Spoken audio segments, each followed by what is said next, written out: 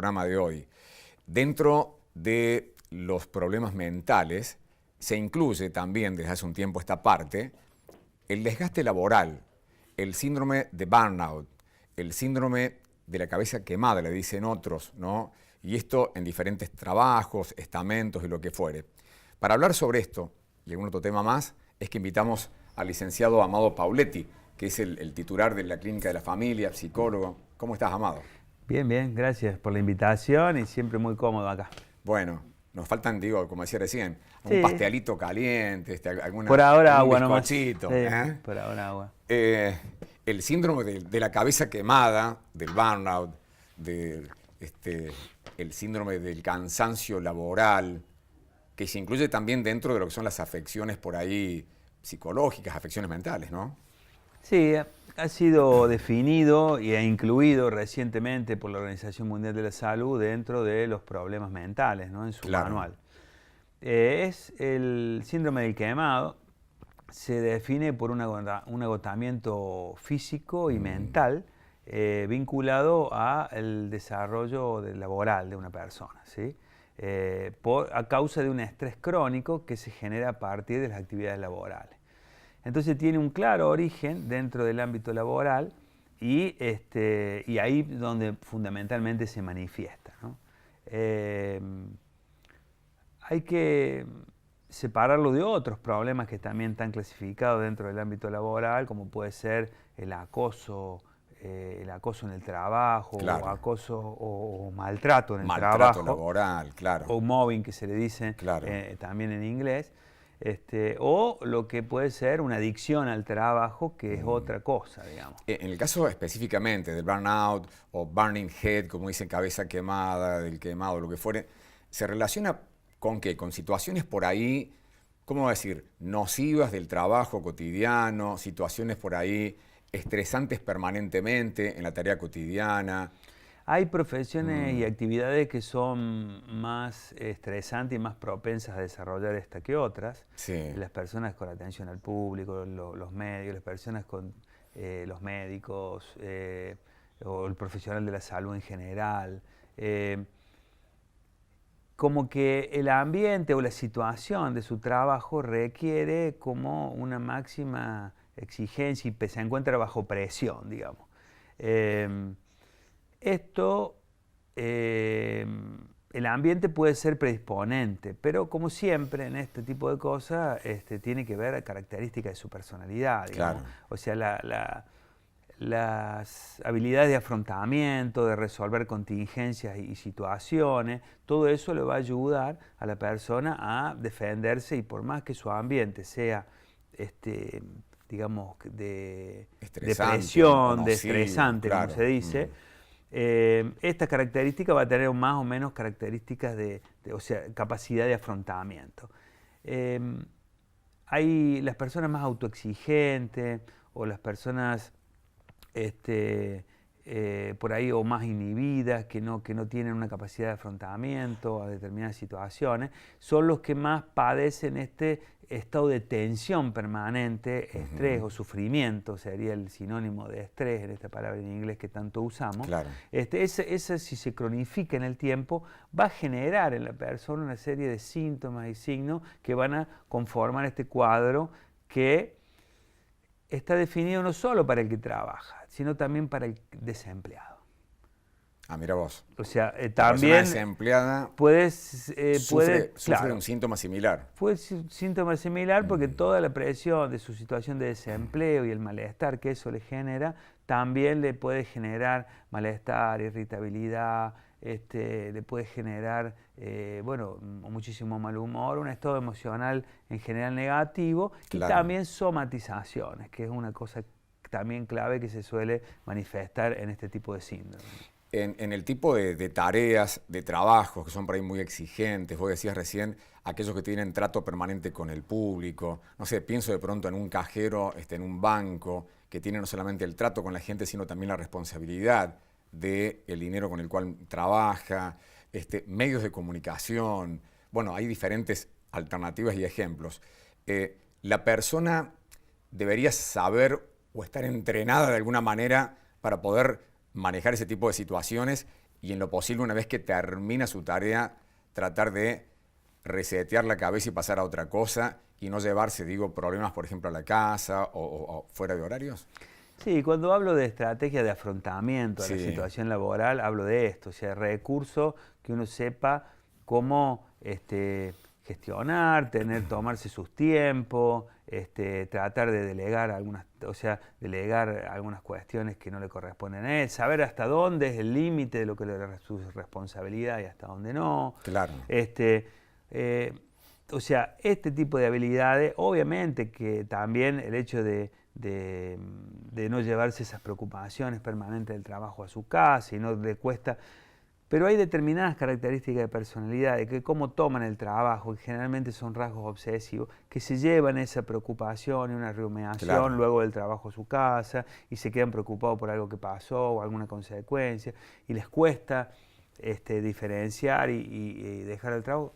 Esas son cosas que, sumada en el tiempo y llevándola, el que le cuesta como cortar con el trabajo, va a traer alguna consecuencia seguramente, ¿no? Y en situaciones más críticas en su trabajo está. O sea que, como en cualquier ámbito de la vida, si en nuestra familia también tenemos conflicto con nuestra pareja o con alguno de nuestros hijos, y eso no lo podemos afrontar, no lo resolvamos, se cronifica y no lo encontramos, eso va a generarnos malestar. En el ámbito de nuestro trabajo, por las características del mismo, por el clima laboral que hay, esas condiciones laborales, si no las podemos gestionar, o a lo sumo darnos cuenta que, bueno, nos está haciendo mal el trabajo por H o por B, digamos, y poder, bueno, plantearlo, fijarte, buscar otro, o compleja la situación hoy de buscar otro, pero como decíamos, peor está aquel el que está desempleado, que también el trabajo, que es algo central en la vida de cualquier persona adulta,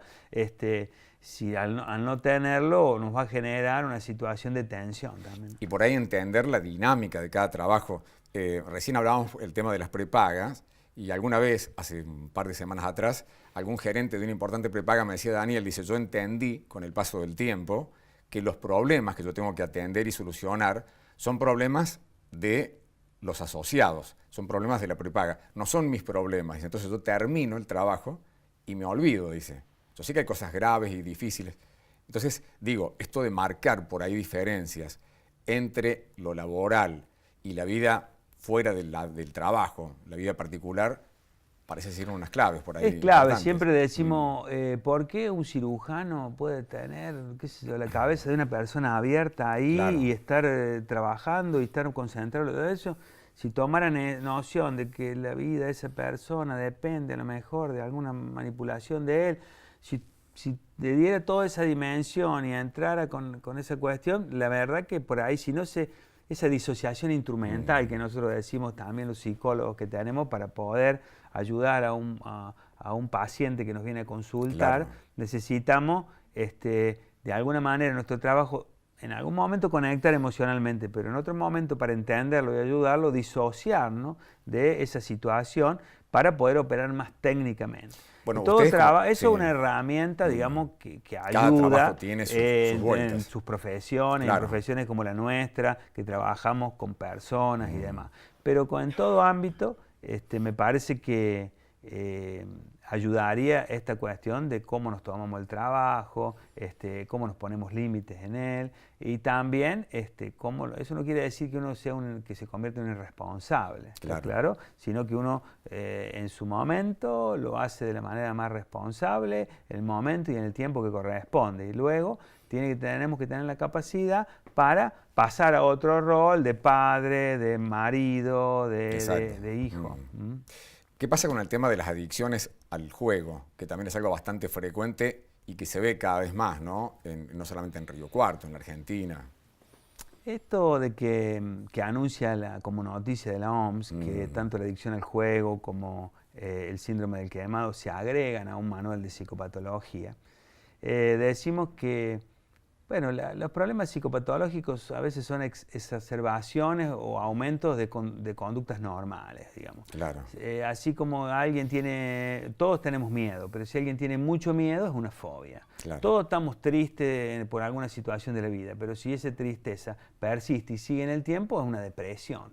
Entonces, estos sentimientos o conductas que pueden ser normales,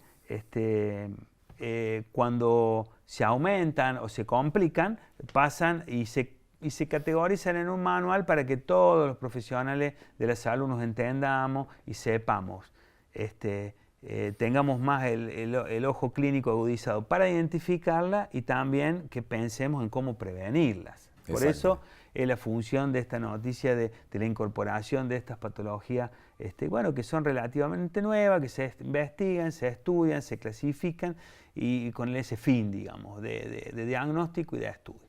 Cuando hablamos de adicción a los videojuegos, o más general, adicción a estar en internet, que tenemos sus particularidades, digamos, es realmente preocupante en cómo prevenirla. Y prevenirla es en nuestros niños, digamos, porque fundamentalmente, porque ahí son más vulnerables, ahí es donde va a tener mayor incidencia, digamos, de generar una vulnerabilidad, una consecuencia a futuro. Ahora, ¿cómo haces como padre para marcar los límites, poner justamente condiciones, negociar con los chicos y evitar que se pasen horas y horas a lo mejor con un videojuego? Lo que vos dijiste, o sea, es negociar, es negociar, es poner límite, es saber en dónde participa y qué es lo que hace. O sea, a ver, como el acceso a cualquier dispositivo de nuestros hijos, como cualquier salida, deberíamos tener los padres el trabajo de estar enterados y ver e involucrarnos en alguna restricción, digamos. Por lo menos en tiempo, en horarios de juego, en lugares donde se juega, donde se saber accede. qué hacen. Tener algunos claro. controles parentales que hoy se pueden hacer a partir de los dispositivos. Claro. Obviamente a menor edad es más grave y más vulnerable, digamos. O sea, hay niños muy niños que acceden a canales de YouTube, digamos, y hay un montón de juegos y de cosas. Sí, que se manejan por ahí con total autonomía, sin un control de un mayor, de papá o de la mamá, de un hermano porque, mayor. Bueno, el niño está entretenido en ese momento, claro. Vemos en las mesas de los bares o de restaurantes, un niño con un teléfono puesto así viendo una película y permite eso, que deje conversar a los adultos tranquilos. Claro. Obviamente esas costumbres y usos han ido cambiando, la tecnología es da una herramienta muy interesante y nos está modificando un montón de cosas, pero tenemos que ser conscientes que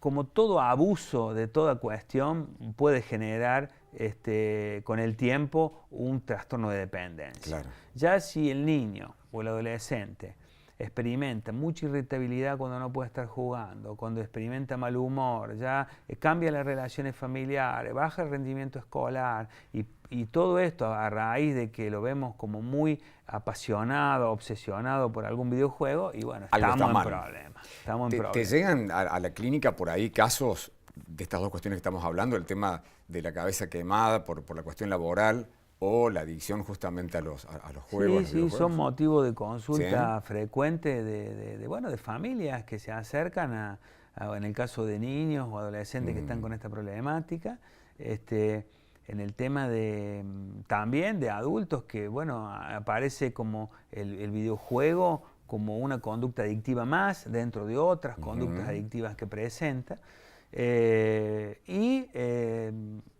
El tema laboral generalmente llega como con síntomas de depresión o de un trastorno de ansiedad, que son los más comunes en nuestra clínica, claro. Y uno empieza a indagar y a partir de ahí te das cuenta que hay una fuente importante de malestar vinculada al trabajo, ¿no?